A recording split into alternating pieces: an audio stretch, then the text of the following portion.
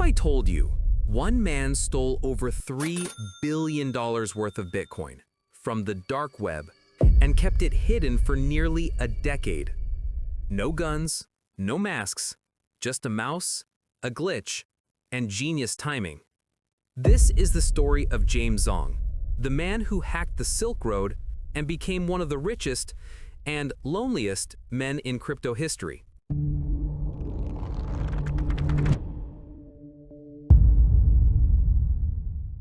James Zhong was born on May 24, 1990. A quiet, awkward kid growing up in the US, bullied for being overweight and different. What no one realized was that James was living with undiagnosed autism, struggling to connect with others, but brilliant with machines. The internet became his escape, a world where people didn't judge how you looked or spoke, only how smart you were. And in that world, James found something that would change his life forever: Bitcoin. It's 2009.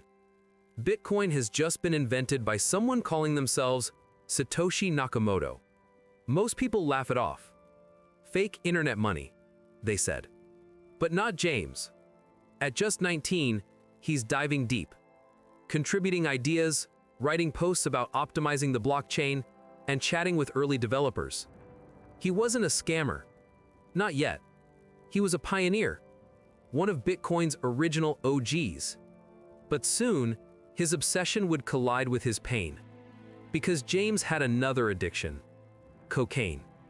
And that's how he stumbled onto the dark web marketplace known as Silk Road, a digital underworld where anything could be bought with Bitcoin. In 2012, James was 22 and studying computer science at the University of Georgia. One night, while messing around on Silk Road, he noticed something strange. When withdrawing Bitcoin, the system didn't immediately update your balance. If you clicked fast enough, multiple times, you could withdraw the same coins again and again before the site caught up. Most people would report it. James didn't. He saw a challenge and an opportunity. Over just a few days, he ran an operation that would make history. 9 fake accounts, over 140 lightning-fast transactions, and 51,680 Bitcoin, worth about $620,000 back then, but over $3.3 billion today. He had just robbed the dark web, and no one even noticed. After graduation, James stayed in Athens, Georgia, pretending to be an early Bitcoin investor. He told friends he'd made a fortune mining coins in 2009. It was believable, but behind the story was a stolen empire. He bought a mansion with a private dock, boats, a Tesla, designer clothes, and hosted wild parties. He'd spend thousands on drinks just to feel liked, desperate to replace the years of loneliness. At one point, he even bought a flamethrower. In 2018, he flew friends to Los Angeles on a private jet to watch the Rose Bowl, handing out $10,000 in cash to each person. To the world, James was a crypto king. But inside, he was terrified, because he knew what he'd done, and that the blockchain never forgets. In 2019, James's paranoia became reality. Someone broke into his house and stole his hardware wallets, devices that held hundreds of thousands of dollars in Bitcoin. Panicking, James called 911. He told the police someone had stolen his online Bitcoin, but he didn't tell them it was worth millions. That one phone call put him back on the map. Federal agents had already been quietly tracing old Silk Road transactions. And soon, they found something. A single mistake. James had accidentally sent $800 of his stolen Bitcoin to an exchange that required real ID. His name, his address. Game over. On November 9, 2021, federal agents stormed his Gainesville lake house.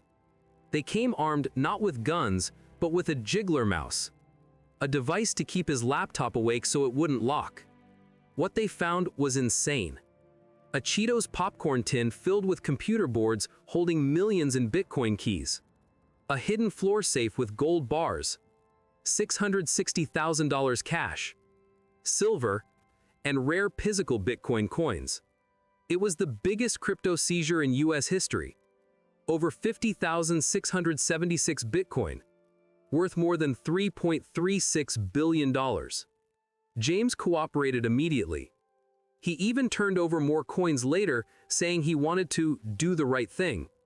In November 2022, he pleaded guilty to wire fraud. He faced up to 20 years. But the judge saw something different. A man shaped by trauma, autism, and regret. James got 1 year and 1 day in a low-security prison in Alabama. He served about 10 months, and in 2024, he quietly walked free. Today, there's no trace of him. No interviews, no social media. Just a man who once held billions, now living in silence.